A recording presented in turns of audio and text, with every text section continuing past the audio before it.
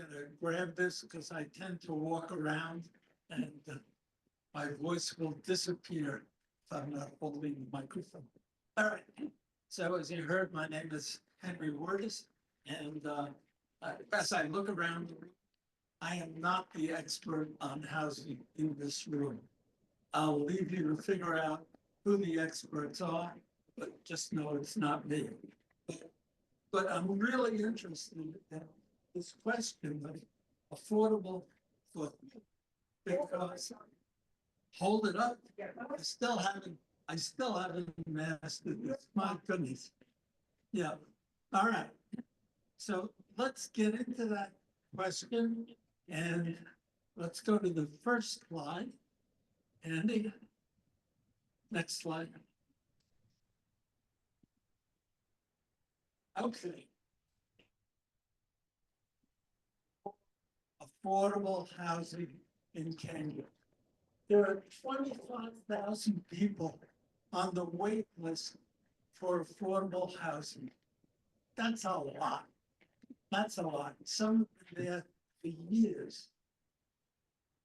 Developers and the organizations presenting the viewpoint of developers, and the chief example of that is ABC out of Cambridge.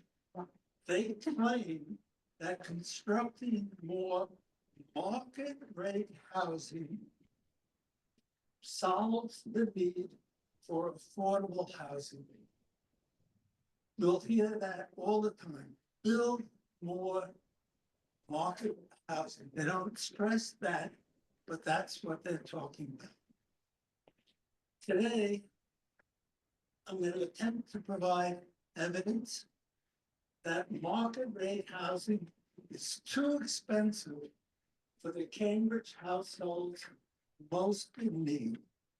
Okay? All right, let's go to the next slide. All right, so here's what you're going to hear. So you can leave right after this slide because everything is right here. Okay, first we're going to get the official definition of affordable housing. The official with all the government services use. And then how the federal, state, and city agency define low, modest, moderate, and high income levels. These are the official definitions that are used when housing is given out or people gain access. Then what is area median income, AMI, and why is it important?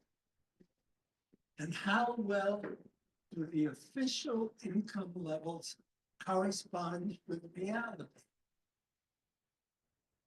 And what housing is available to people who bring in money at these various levels?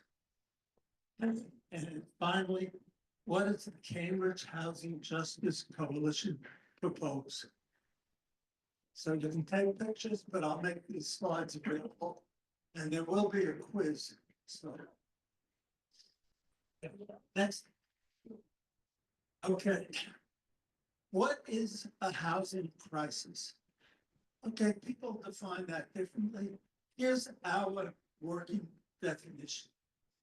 When the majority of working class Cambridge households do not live in or have access to adequate, comfortable housing that they can afford. And now becomes the official definition. People can afford their housing if they are spending 30% or less of their income on housing costs and utilities. Those spending more than 30% are cost burden, housing cost burden. And those spending more than half of their income are severely cost burden. Okay? Official definition. Next.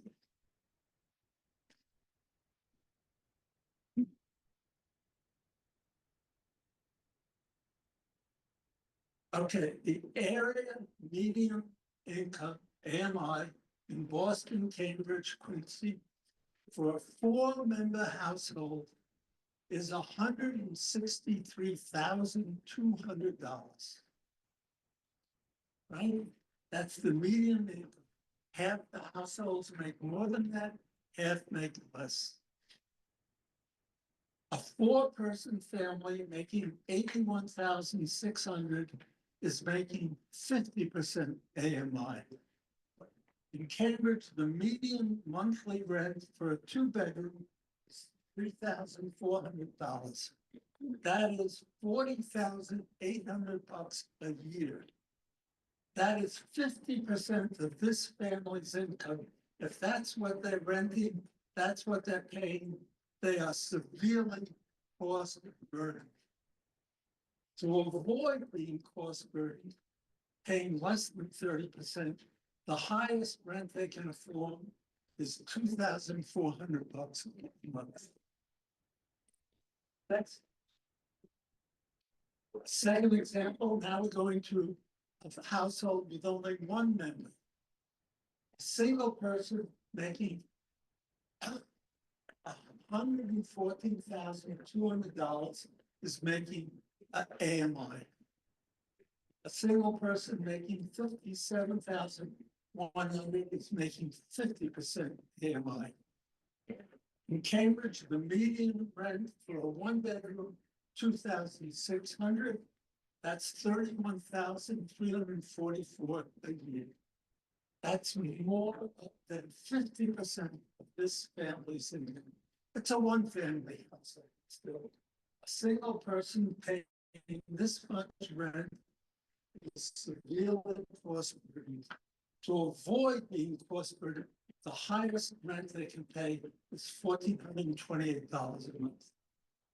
And to avoid being severely cost burdened, the most they can pay is $2,370. Okay, next.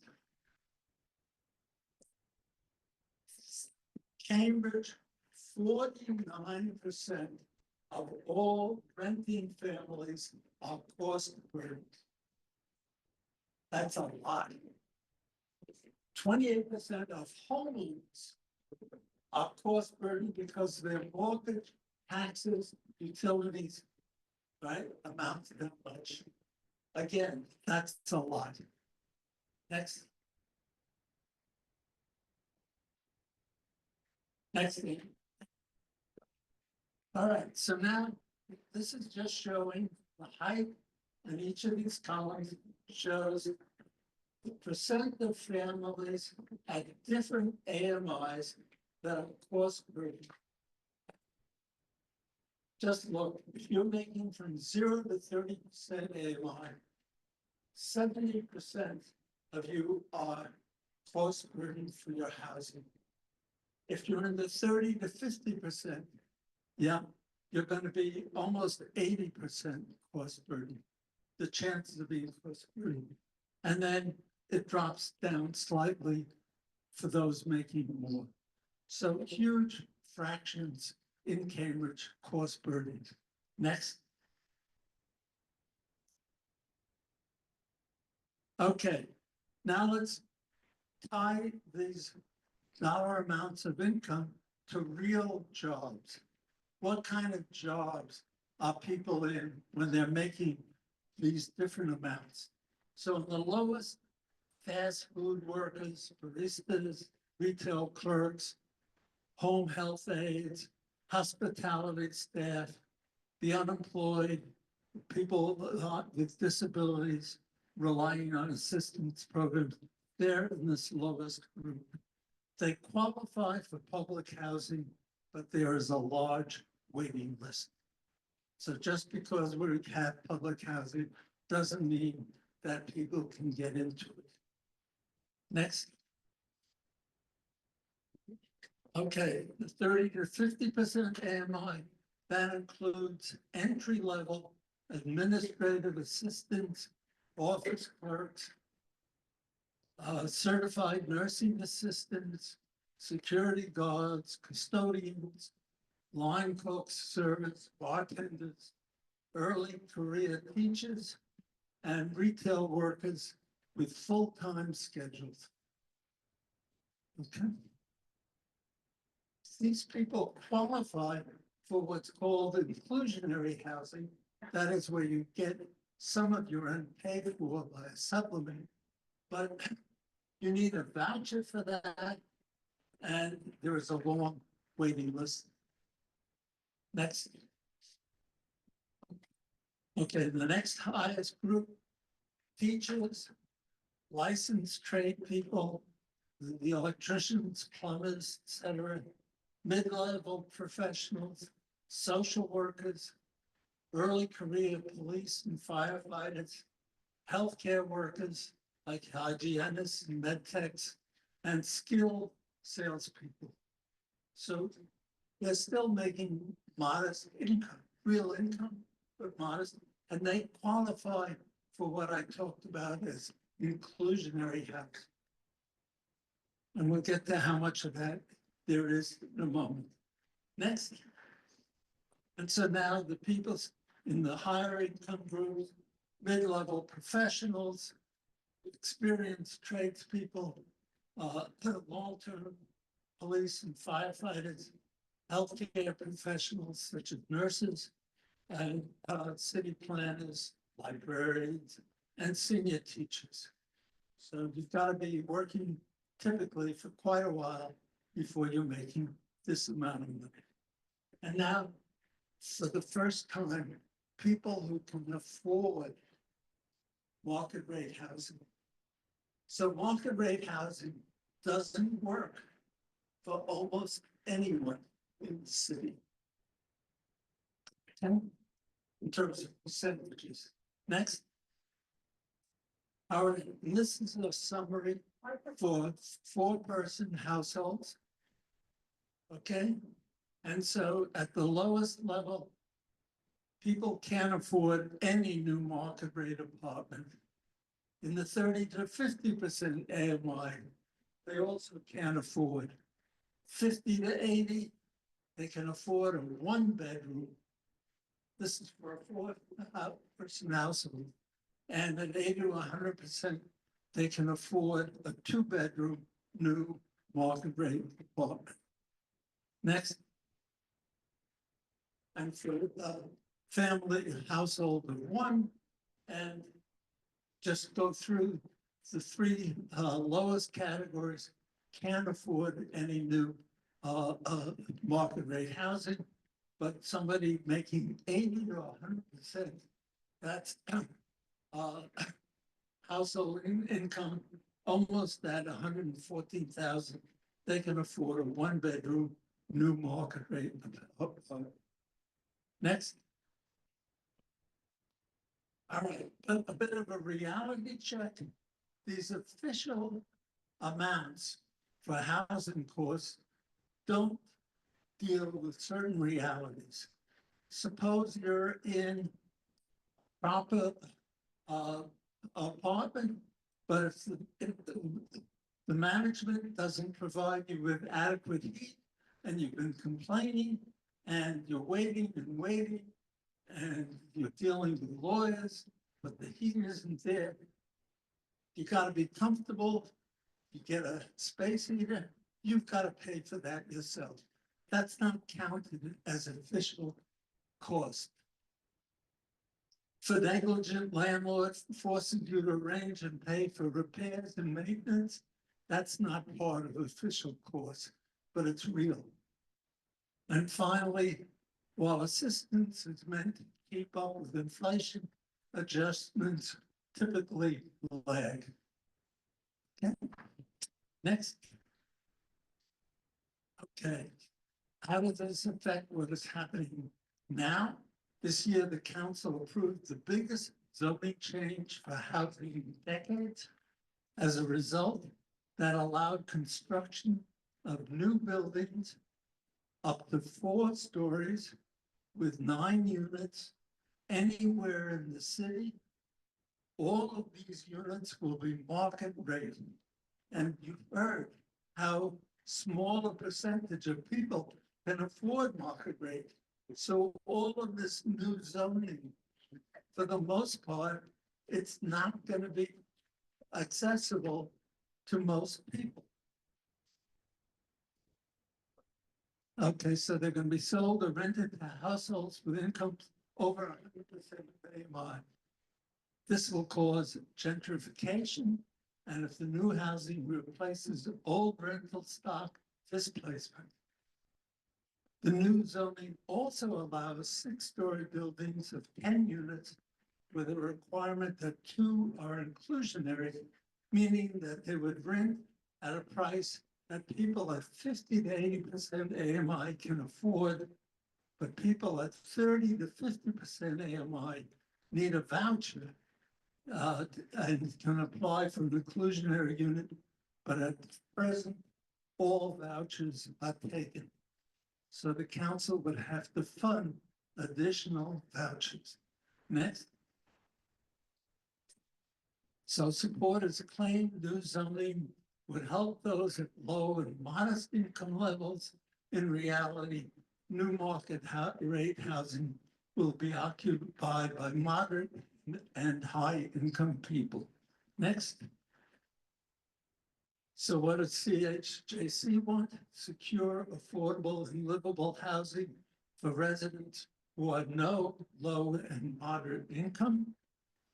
This includes entry-level educated civil servants and others earning similar wages. And we look for solutions that most effectively provide affordable housing to these populations. Next.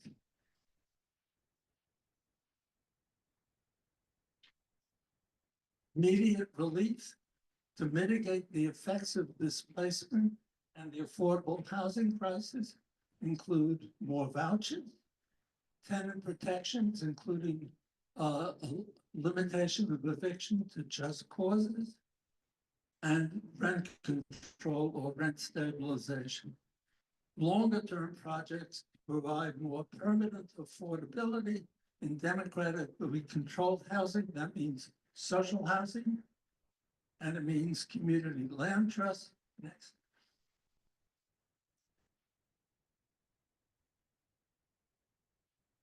And so our long-term solutions drop affordability from 30% to 25%, increase federal, state, and city support for housing, build social housing, which is government owned rental housing outside the private market with mixed income households. So you have a mixture of high, medium, and low income in one building. So we have no housing ghettos. And then build community land trusts, which are nonprofit organizations that own and manage land on behalf of local communities. And we've just established a CLT here. So that's it in summary. Anyone who wants it, the slides will be available. Stephanie. Thank you so much.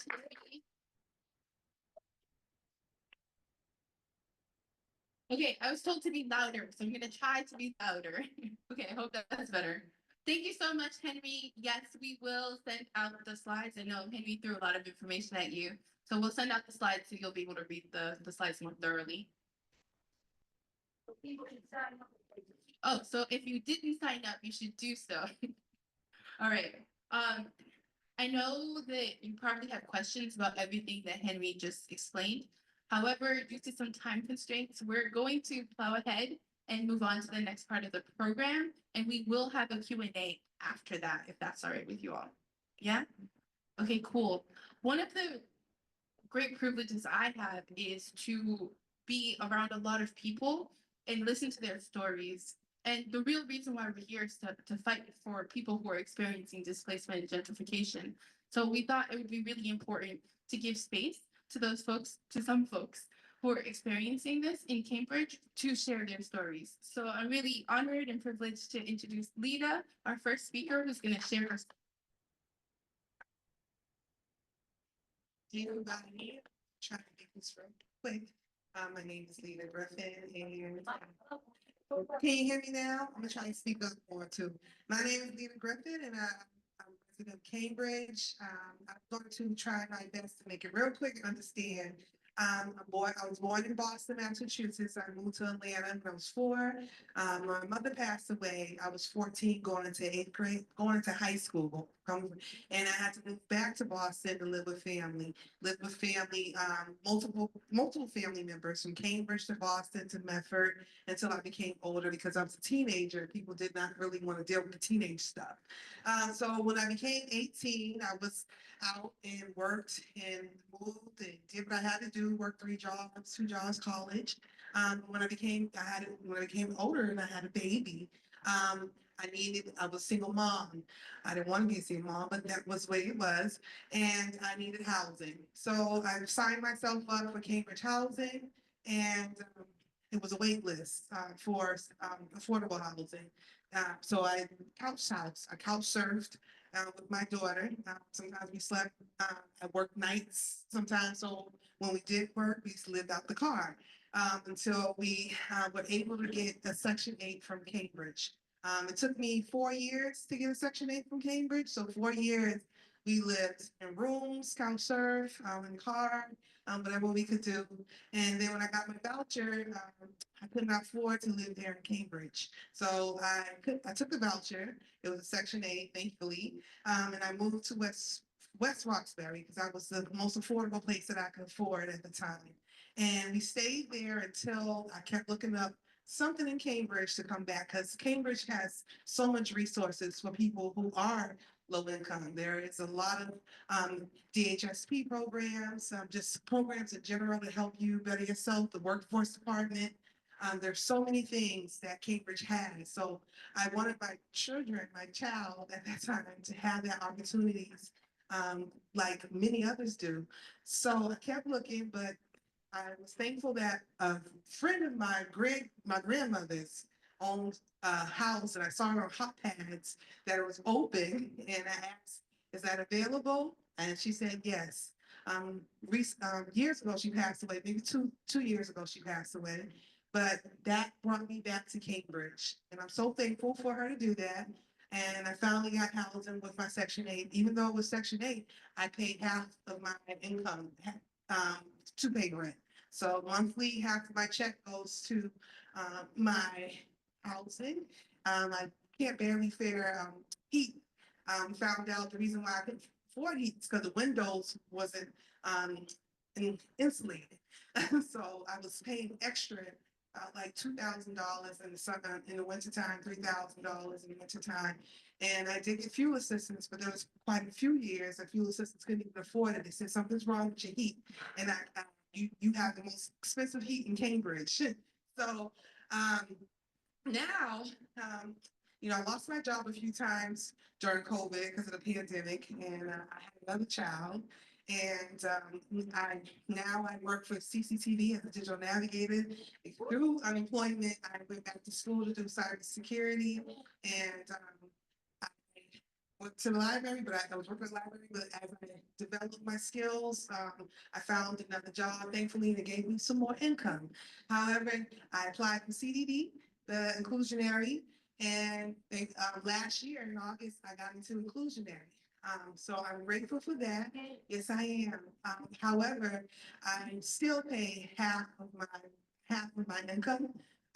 And there still are times I'm able to pose, but there are times when there is no food in the refrigerator. It's just water and bread and eggs, or whatever I can get that I am able to get that week. But I'm thankful for that. But it'll be nice if we could be as a community here. I feel like I'm a child of community. I was raised by the community. My community made me who I am because I didn't have my parents when I was a young child. So I hope that people here in our community realize that you don't need a lot of money to be people. You do not need a lot of money to be together and educate each other. It's all it takes for us to know that we're all human and this is a human race that we're doing together. Thank you guys.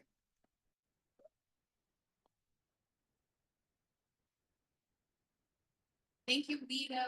That's such an inspiring story, and I'm so sorry you had to go through that. I'm glad things are getting better. I hope we can all live into the community that you've envisioned. I hope we all share that vision and we're going to work towards that together. I just want to highlight a key thing that I heard in your story. So some of you might know that for Section 8, it should be 30% of your income, but it's 30% of your gross income. So if you are making 40,000 a year, it actually 30% of your gross income becomes like 50% of your net income. And so I just wanted to make that distinction so you all understand. All right. You guys have a great privilege today because she's up way past her bedtime and she came out of the house for this. So I want to call up my mom. Hey, me. She's gonna come share her story.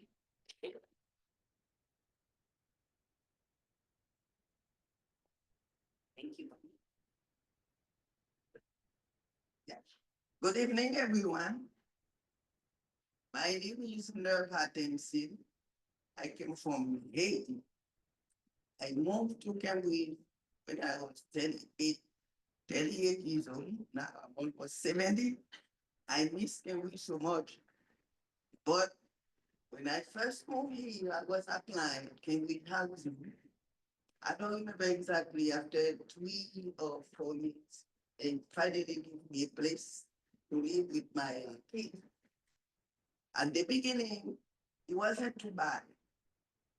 But um, by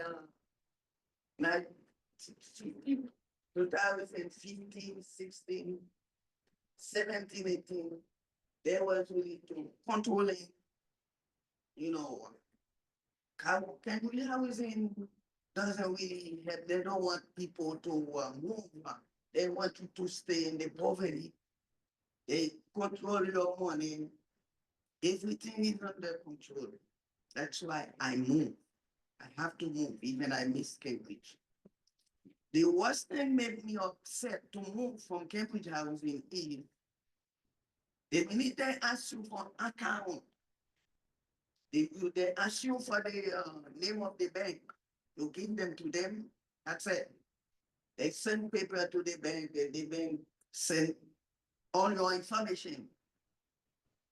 I have an account, I can resaving bank, you know. I have another account from my job. They took money from me on a Christmas club and savings. I didn't know that they give me account number. And after that, I didn't know anything. I had this account there over 24, 25 years. Now, Cambridge housing sent me account number. I didn't know where this number came from. I went to Cambridge Saving Bank, I showed them the number. I said, this is the number Cambridge housing sent me. I don't know this number. They told me too, they don't know that number. Now, I went to credit union in Rivere. I give them the number. I said, this is the number Cambridge housing sent me. I didn't know, but I have my account number, but this number, I didn't know anything. Now, the teller tell me, this number is from the bank. This is the number we use when it's time to take your money from Christmas. I say, I'm so upset. This is my account. How come I didn't know this number and then you give it to Cambridge Housing? Cambridge Housing doesn't have account with you. I think, I don't like it. I said, no, but there is nothing we can do because they ask it, they have to give it to me. I said, okay, thank you.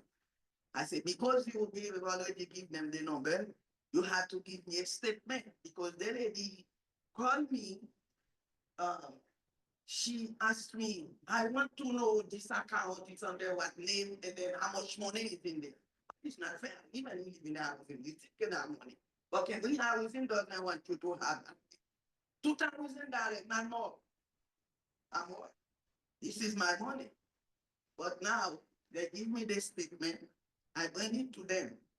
I said to the office, to the manager, I've been living here for a long time. Do you have a problem with me? He said, no. Who is that person who sent me that number who want to know my privacy, my money, everything I got? He said, we don't know. I said, no, you know. He called me from Cambridge Housing. She talked to me from Cambridge Housing. How come you didn't know? Now I'm so upset. That's why now I say, I give them a notice at the end of the month. That's the way I do that. Because Cambridge Housing is good, okay? But they don't want people, they want you to stay on the lower, the navel. They don't want you to go up. They always want you to stay down. They don't want you to move on. Now, Cambridge is in charge for shit. Charge you for everything, whatever what you call them, you have to pay. I don't know what you say. Affordable, I don't see affordable. The better for you to live. You have your rent, you pay your own you pay your own house, you don't have to stay by them to control your life, to control whatever you have. But I'm so sorry, I miss Cambridge so much because I think all my kids, I have 4 children graduated from elementary school and high school in Cambridge. And I have a lot of friends, family too in Cambridge, but I didn't have any choice. I have to move. That's why I moved in Cambridge. Thank you, everyone. I just want you to know. Thank you, Monique. I think a really important thing to highlight from her story is the recertification process. So the recertification process is that in order to prove that you're still eligible as a low income person, it sort of depends on your contract, but 1 or every 2 years, they check your income. And around 2014, 2015, Cambridge Housing Authority outsourced the recertification to another company. And that company is more than thorough, we'll say, that they are invasive. And they actually began to change what we thought was the rules. So they started to include things like the Christmas Club, which is, it's like $100 a month out of your paycheck every month, 160 out of your paycheck every month, and then you cash it out at Christmas time so you can have Christmas with your family. But they also started to include 401k as income, which is not right. And a lot of people became really angry with this, and several people left as a result of that, where people stopped paying into 401k IRA accounts because that. And one of the issues that my mom, she didn't say this exactly, but she was really worried about not being able to like be able to pay things when she's retired. My mom is semi-retired. And so she decided that it made more sense to leave Cambridge Housing Authority and be able to put money into accounts to save for herself for when she's not able to work anymore. And so I really wanted to highlight that recertification process. Anyway, thank you, Mommy.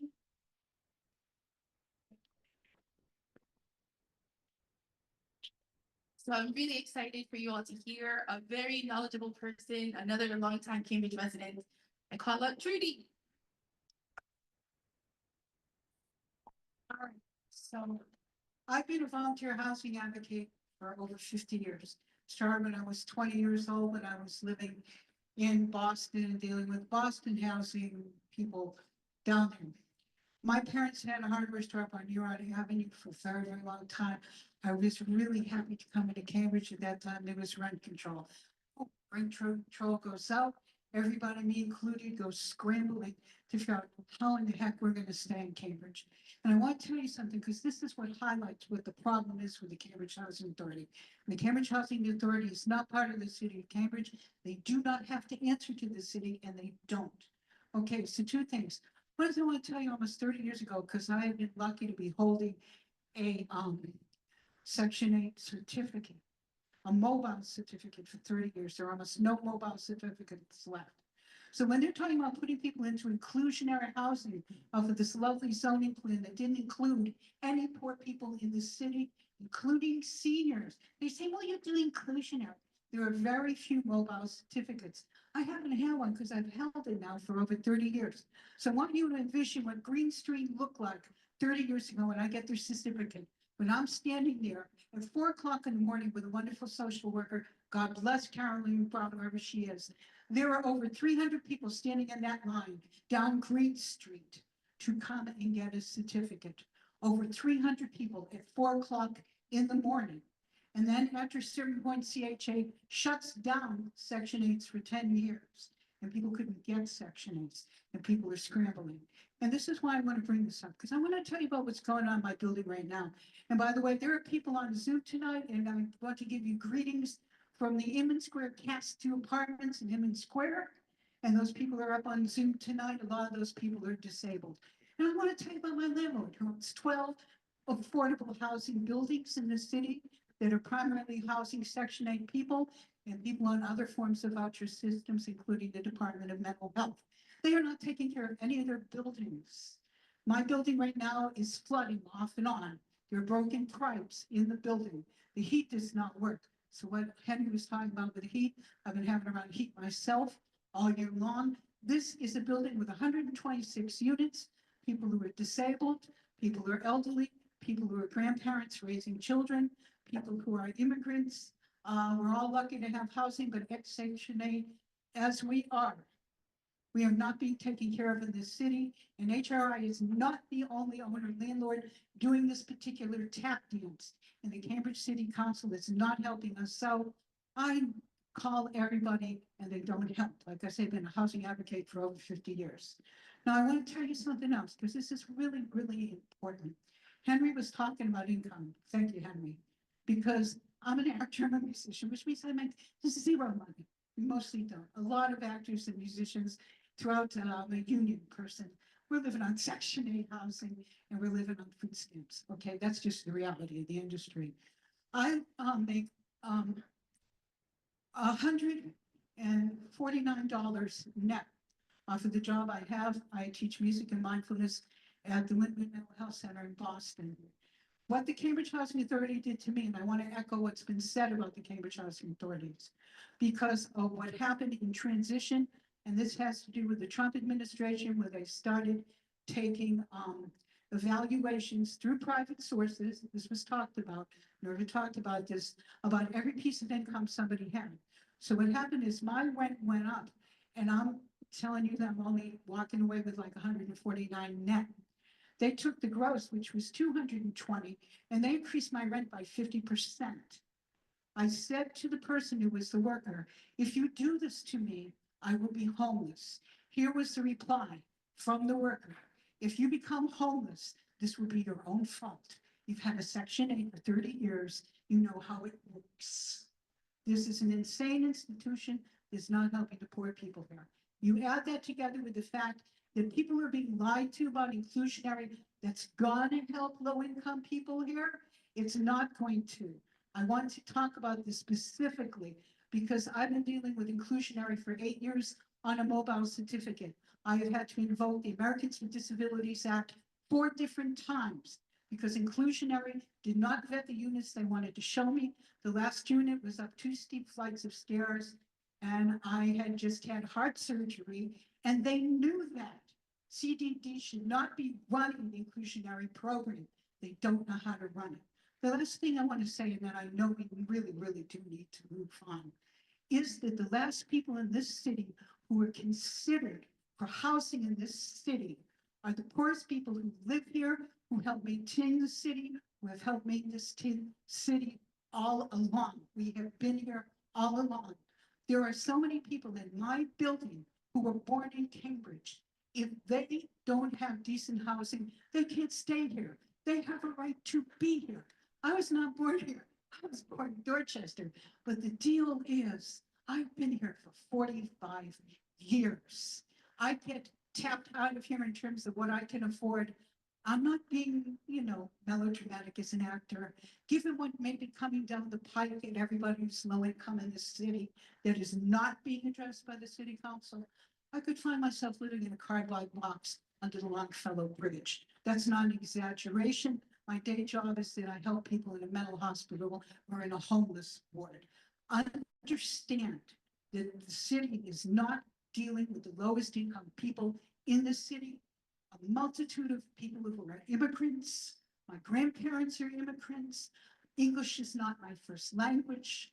And I want to help the people as much as I can, and everybody in this room does. We understand that, but the city has never addressed the needs consistency of low-income people in this city, and they really, really need to. The last thing I need to be doing in Inman Square, I know I need to stop. The last thing I need to be living in Inman Square, where they're talking about corridors, is being living next to any more people who have $200,000 a month, above and beyond what I'm paying, above and beyond that. Do you understand what I mean? So they're making $200,000 a year. I'm making after taxes $10,000 a year. Where do I go? They don't have to go anywhere. They own their units.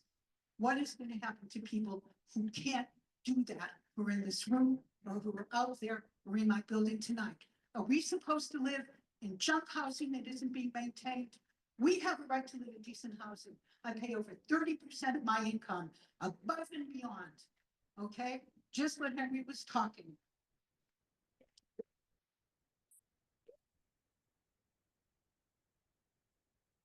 Thank you, Trudy. I just want to highlight some really important points that you made, Trudy. Seniors are some of the lowest income people in the community, and after people stop working with the questionable state of Social Security, it's not livable in Cambridge. So where should people go? Do they get managed after they stop working? And also creative industry workers like Trudy or care workers like my mom, once they stop earning their full income, where are they supposed to go? And so are we so disposable? You use us to go entertain yourself or to watch your children. But then when the time comes for us to retire, I speak in the we because I'm a working person. Where should we go? We shouldn't be disposable to the city. This needs to be considered largely. So I really want to echo your sentiments, Trudy, and thank you so much for coming. Next, we have the great honor to hear a story. It's a narrative account. The person who's written the narrative is not comfortable sharing or publicly speaking their own name, so I'd ask somebody else to read the account. There are seats all throughout the front, all over here, so if you're standing in the back, please do come and find a seat. Yes, and I will now pass it to Mike from Cambridge Heart to read a narrative account, and he'll introduce himself before he does so. Yes, I will. Hello, everybody. Thank you for being here. My name is Mike. I work with Cambridge Heart. We are the holistic emergency alternative response team. You can check us out at cambridgeheart.org. Well, the situation with my mother is strained. I'm no longer allowed to live there with her. I am on my own now.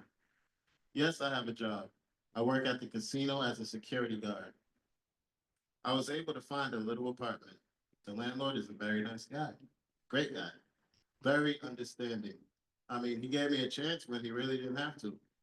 Yeah, I mean, it is a small 1-bedroom or like a 2-room studio situation. I live alone. I make around 38,000 a year for my security job. I'm enrolled at Bunker Hill. It's slow going, but I need it to pay for it somehow. So I have to work. I have to live somewhere. So I need to work to pay for both rent and school. So that's what I'm doing. My rent is like $1,400 per month, which is very good for the area. But the problem is that I don't have very much money for anything else, you know? I have a car, so that has costs with that, of course. If you do the math after taxes and stuff, I pay like 80% of my income to rent. The rest goes to school, my car because I needed to get to work and school, my food, and my phone. That's it. The plan is that I would find another place to live, someplace cheaper. I pay like $800 a month if I can do that.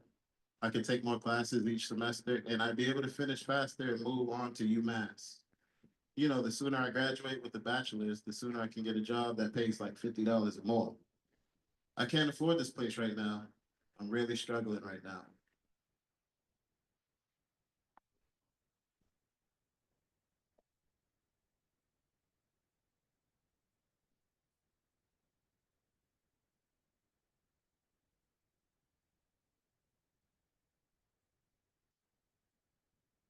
All right, thank you, Mike. Thank you so much for reading that account. I really want to highlight the challenge that we're really grappling with, that if you're not in public housing, if you don't have Section 8, if you're not in the inclusionary program, if you're not in one of these programs, then you're stuck in the housing market, right? And if you can't afford to pay 50, 60, 80% of your income in the private market, then what are your options after that? You have to rely on your social networks. You have to rely on the the generosity of anybody, of strangers, or of shelter system, or sleep in your car, or sleep rough, sleep outside, and be homeless. Those are your options, right? And so what we're really here to talk about is how do we fight for those people who are grappling with these very real issues of paying 50, 60, 70% of their incomes. That's what it really needs to be rent burdened. And a great majority, as we were saying, low income people in Cambridge are rent burdened. To stay here is to accept that reality. And so I really want to highlight that story. Unfortunately, he wasn't able to be here today, but he is a young Black man who grew up in Cambridge, and this is his everyday reality. All right. So thank you all for staying through this. Those are some stories. There are obviously many other stories, and I'm sure several of you who are here today have your own stories. And I'm here to listen if you need someone to listen, if you want to take me aside. But next, would like to open the floor for questions. This includes the Zoom, so feel free if you're on Zoom to put your questions in the chat. In fact, I already got a Zoom question, so I'll read it shortly. Okay, I don't know if I should read the name of the person, but there was a question that said, in mixed income buildings, how does it feel to live in mixed income setting? Mommy?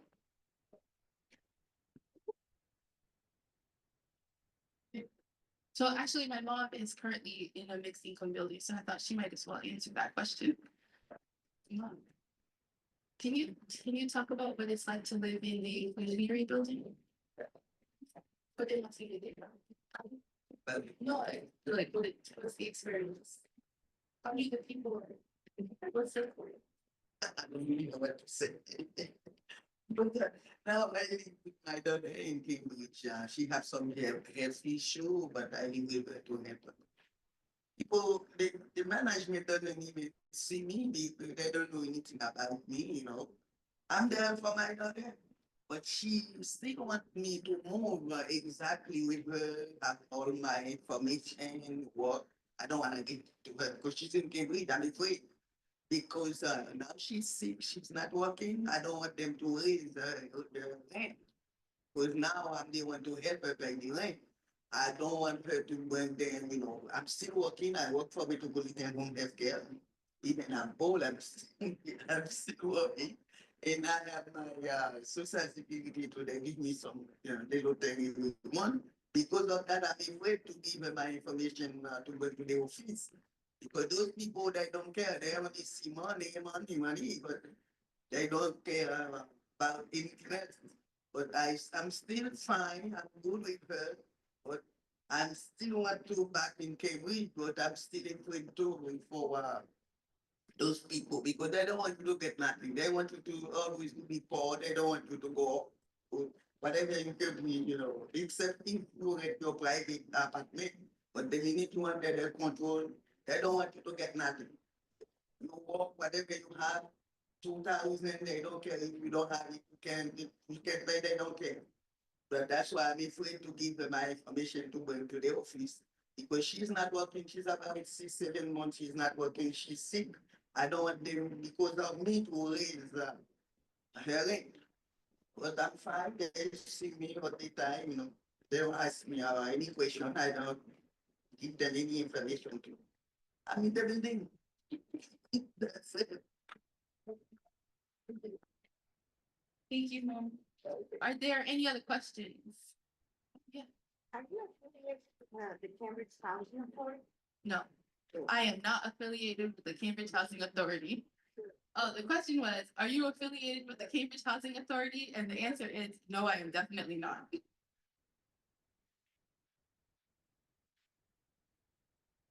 More comment, question, you have. Do you want to come up with that?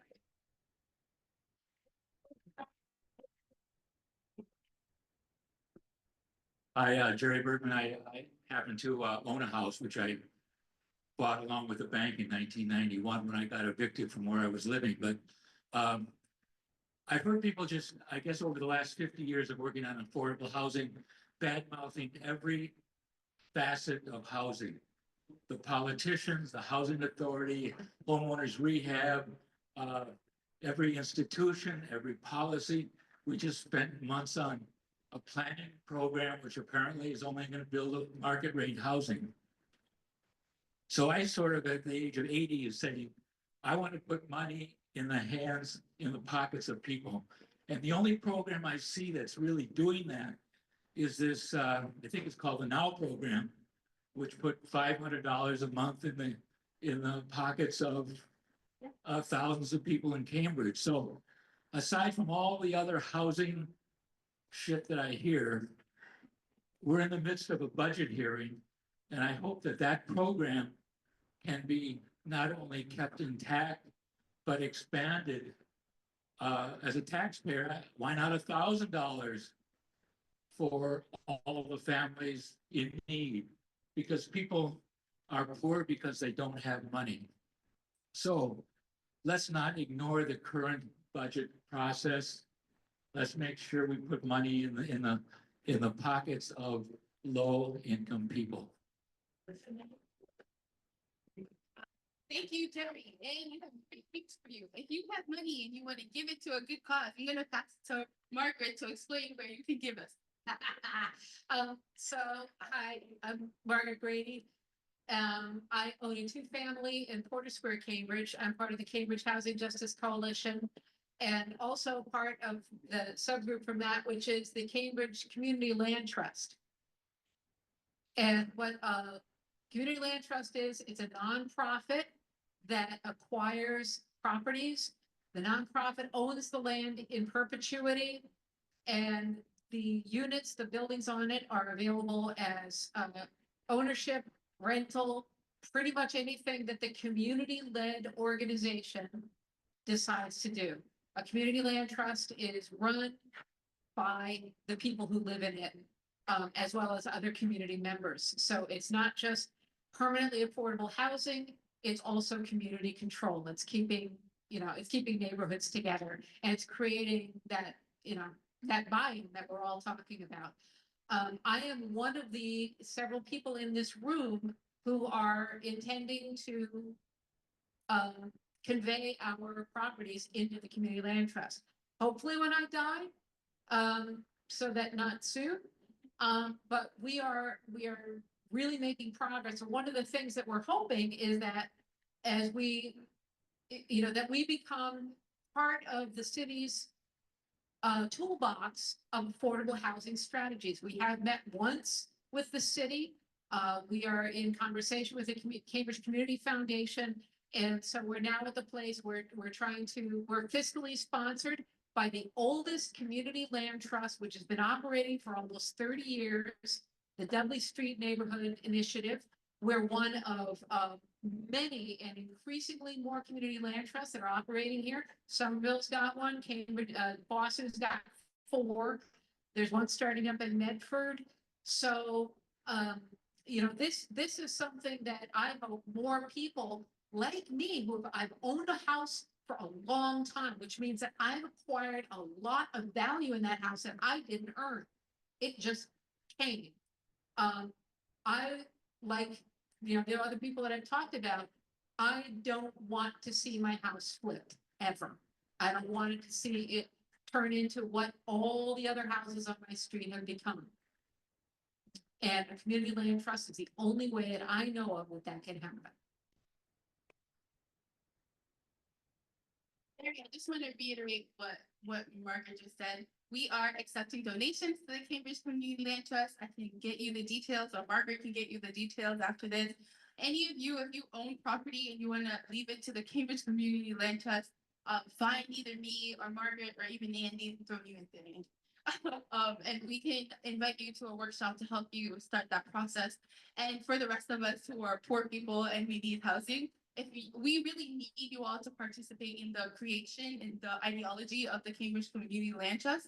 So if you're interested, please do come find us so that we can add you to those conversations. Does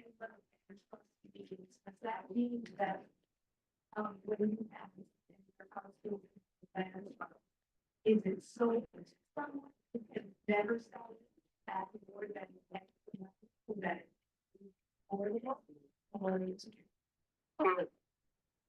So, yeah.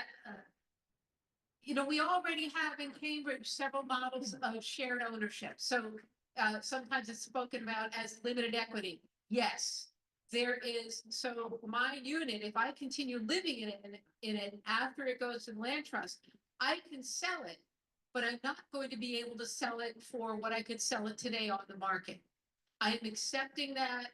And one of the trades is the security of knowing that my home, there's not going to be as there is often with affordable developments, there's a ceiling, there's a, you know, a time limit on how long that affordability lasts.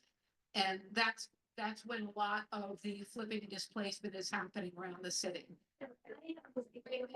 Sorry. The land is always owned by the nonprofit, which means it's owned in community. The buildings on it can be privately owned.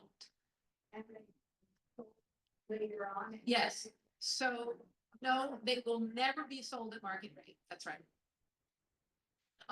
It sounds like there's some real interest in community land trusts, and so I really encourage anyone with interest to come find us and come join the conversation and help us build and strengthen the community land trust. Okay, really grateful. This is one strategy, but Jerry, yes, do come find us after this.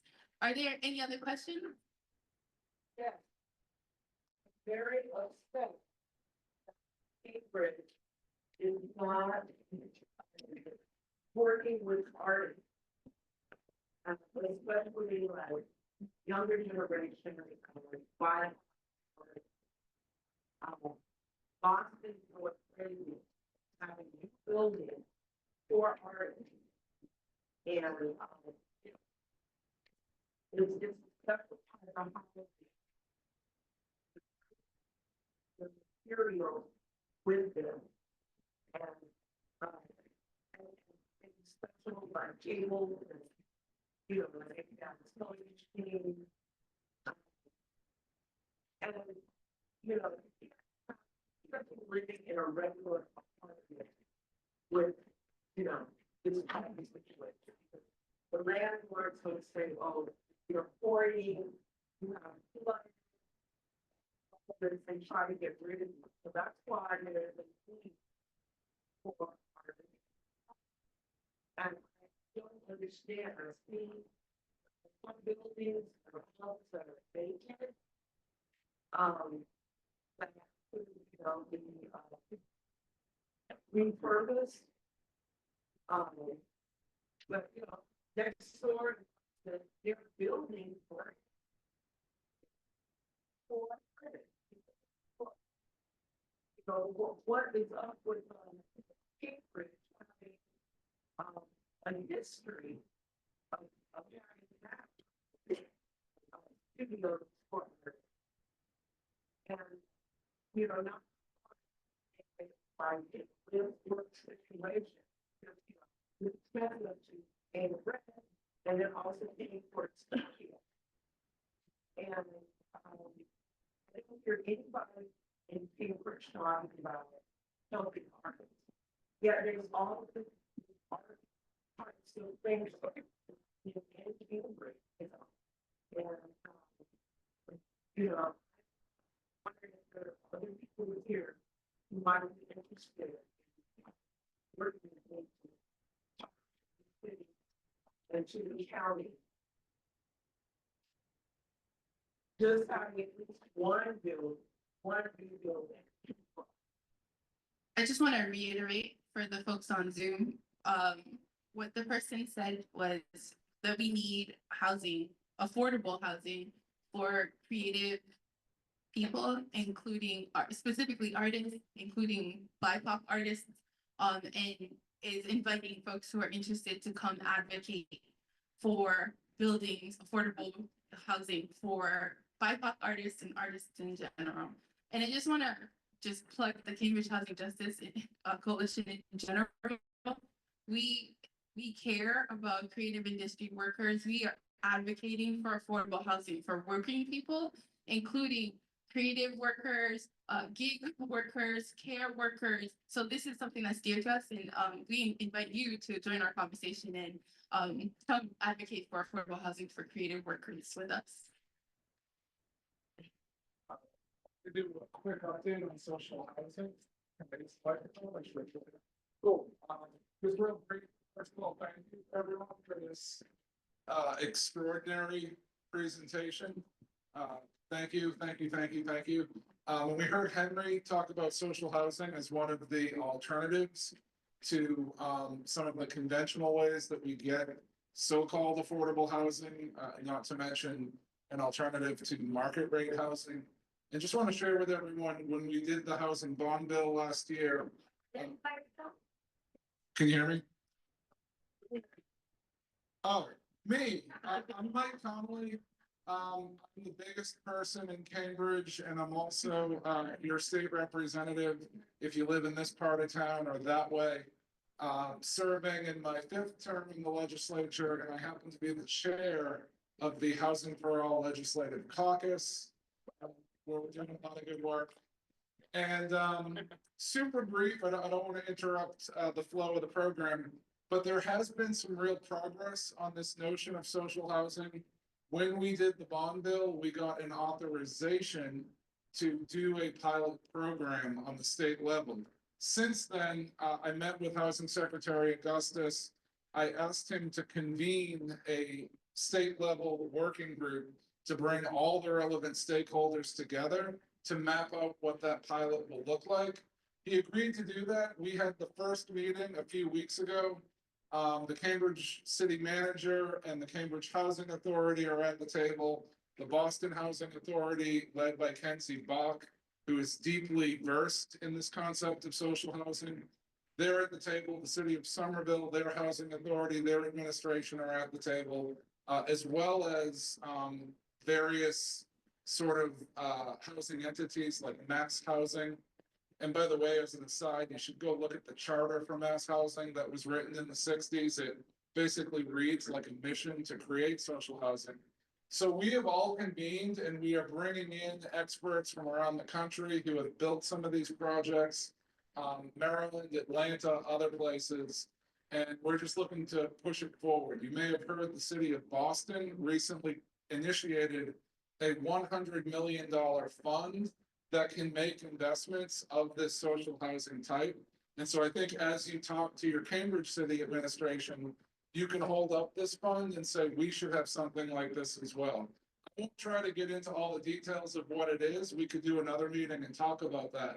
But I just wanted to highlight the fact that I'm really grateful that at the state level, we're bringing all these entities together. Everything takes too much time than it should when it comes to government, but at the very least, we are off and running to get to Mike, what's the difference between social housing and any other kind of housing? What does that term mean? You know, so it's a great question. It's publicly owned, as we heard. It should have tenant control or tenant management or control over the management.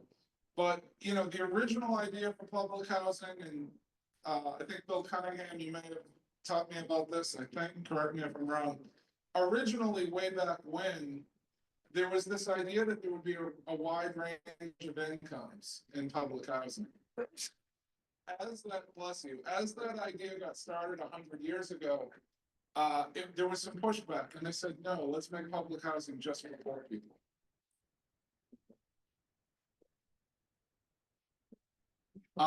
Sure. So, there was a question. I'll get to the question in a second. So, you know, I have 1 minute. Okay. So, public housing became just for poor people. This idea of social housing is to have the public build housing, have the public own housing, but not have it be only for poor people. Now, it is true, there will be people of different incomes, that there'll probably be some wealthier people in that housing. So it's not intended to replace all these other modes of housing.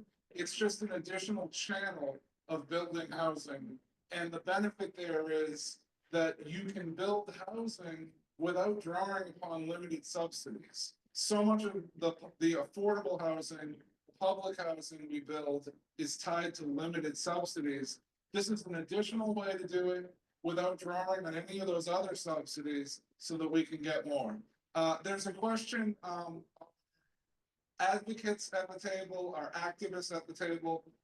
It's frankly pretty much government level, this working group. So it's certainly something I'm more than willing to like engage directly with you about what's happening. But these are essentially government officials and quasi-government agencies. Thank you, thank you. Thank you, Mike. Mike is a regular member of the Cambridge Housing Justice Coalition, and it's a great advocate for affordable housing, for social housing. So thank you, Mike. One last question before we move on. Do you want to know?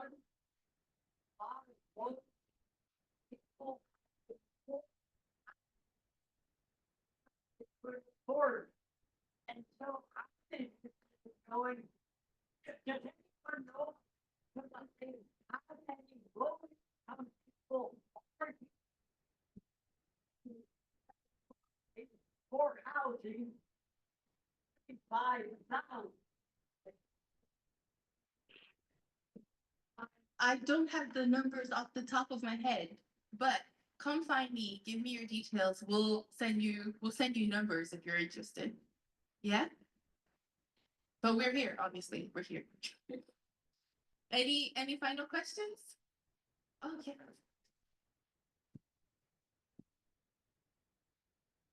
Well, so my personal experience with this, is I've been looking for housing since I left my apartment in like 2018 in Boston. Literally lived in my car for like maybe a year. And then maybe a year COVID happened. You know, I've been staying with a family member, technically illegally, right? Because I'm not on her lease. And she says, public housing. So right now I've been going through the rigmarole of trying to find housing and realizing that damn near everybody is prioritized over me. Disabled women, illegal immigrants, right? So as an American citizen, I take a backseat in my own country. So like, I guess my question is, what are we doing to prioritize American citizens that they can get housing in the cities that they're from, in the places that they're from, in the states that they're from, that we can prioritize people, because damn near I talk to the homeless all the time, and a lot of them are American citizens. Not everyone, obviously different people. There's a diversity of different things, mental health problems, drug problems, all types of problems. But right now, I see that the way I see it is they're not really prioritizing people who are American citizens, able-bodied, or, I think that's the perfect opportunity to plug our film. We interviewed some 40 Black men here in Cambridge about their housing stories, the housing insecurity here in Cambridge, and we've made a film of their narratives. And that film is premiering on the 15th of May at the Foundry, and I encourage all of you to come. And I just want to share that one of the key discussions that the Cambridge Housing Justice Coalition has been having since it began was specifically about this population, able-bodied, working-age Black men here who need access to housing and are being kept out of affordable housing. And so it's an issue that we care deeply about, and it's stayed at the forefront of our conversation, and we're still advocating for it. And one of the key mechanisms for addressing this issue is municipal vouchers, which is something that we're fighting for very hard and trying to prioritize this working population. And as an immigrant myself, there's plenty of resources in Cambridge. We do not need to We don't need to separate ourselves and say this person over that person. There are resources here. We can fight together. We're all working people. We need to be prioritizing the needs of everybody in Cambridge, and we can do it together. It's I- not, I'm sorry. myself with the government, it's with the policy that's at the level. I was So that's what I'm saying. I agree with They're doing it. Not- agreed. So I'll follow up with you right after this. Okay. We're almost at the end of our time now, so I just want to pass it over to Carolyn, who is going to share a little bit more about what we're actually doing. Sorry. Hey, everybody. We're a little squeezed because the library closes at 9. So we didn't want to leave without at least saying a few words about, after we've heard all of these compelling stories and thought really hard about affordability, what are we actually trying to do about it? And fortunately, some of what we're trying to do has already been covered, so I can go pretty quickly. But I'm going to just tell you a little bit about the working groups that we have going right now in Cambridge and what they're doing. So next slide. Okay, we have, as Stephanie just said, we have a municipal housing voucher working group, which has developed detailed plans for a $6 million pilot project for Cambridge Municipal Housing Voucher Program. There are no Cambridge Municipal Housing Vouchers. There are only federal vouchers, which are unavailable to people at this point. So this would provide a whole new resource. The focus of the program would be to make inclusionary housing accessible and affordable to low-income residents and help residents who don't qualify for federal vouchers. And right now, this group is organizing an educational event, community outreach, social media, and public comment at City Council. So there's a lot going on in the very near future about this. Next slide, please. I'm going really fast, I realize. On zoning and use of city properties, our multifamily working group objected to the original multifamily zoning proposal before council, as many of you know, because it would displace and not meet the needs of low and moderate income families. We succeeded in getting the proposal scaled back, but not enough to address our concerns, or all of our concerns. We're now exploring how to address new zoning and other issues about squares and corridors to continue to work against displacement and meet the needs of low and moderate income families while increasing affordable housing. Next slide. Community Land Trust. I'm not gonna cover all this in detail because Margaret did such a good job. We've talked about what a community land trust is. Cambridge is well underway at establishing a community land trust, including discussions with the city, fundraising, donations of property, and more. And there are 7 community land trusts in the greater Boston area. Cambridge is joining this expanding network. It's very inspiring how many people have worked very hard and are prepared to donate property and put together this whole new project. And I feel I'm not involved in it myself, but I'm very proud of the work that's gone on. Next slide. Social housing. So this is the thing that we've talked a little bit about. This is what I want to say. Many other cities in the world have built social housing. It's a very popular form of rental housing outside the private market, permanently affordable for a mix of incomes. Land is purchased and construction paid for primarily with government money. Housing is owned by the government, a nonprofit, or a partnership, and in some cases gives tenants a major role in decision-making. As Mike said, last year's government bond bill has funded for a social housing pilot, and it's exciting to hear that it's really moving along. The Cambridge Housing Justice Social Housing Working Group is actually working to develop a social housing pilot in Cambridge with tenant governance and a significant portion of units affordable to people who are 0 to 30% of AMI, 30 to 60% of AMI, and 60 to 80% of AMI. So we are working on our own pilot proposal, which we'd like to link up, obviously, with the work that's going on at the state level, but that is the last working group I'm going to talk about. I'm glad to know. This is the work we're doing. If you give me another slide, okay. You all should have seen a flyer. That's all I'm saying about that. It's floating around the room. If you didn't get one, pick one up on the way out. And one more slide.